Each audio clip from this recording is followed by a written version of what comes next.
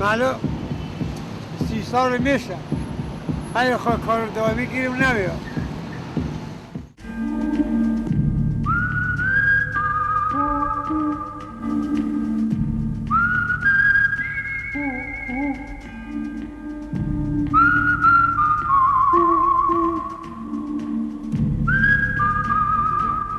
والا من خودم راننده آژانس هستم. کارتای ما که تا این ماه 600 تایی بود، از این ماه هم داره کمتر میشه، شده 450 تا، یعنی روزی 10 لیتر.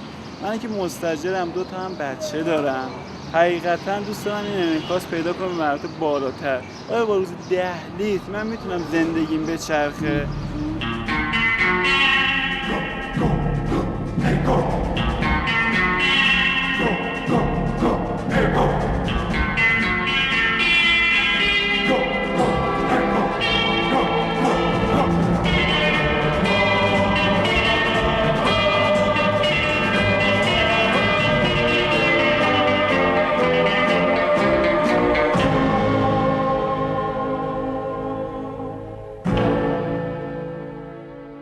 الان اون لنکروس برای اون آقایان میخوایم ببین بیرونه 110 میلیون میخواد بخره. از اصفهان آمده یه لنکروس میخواد 110 میلیون، الان هم داره میپسنده که بخره.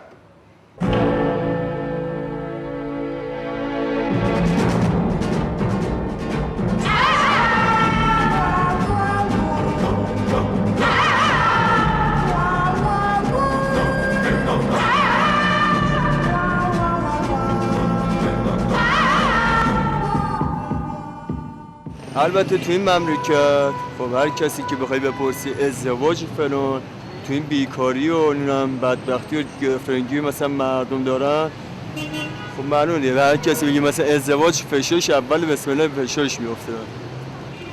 خب بعد اون موقع مساویس با بکش‌درو. چرا بکش‌درو؟ به خاطر اینکه بلکار مردم.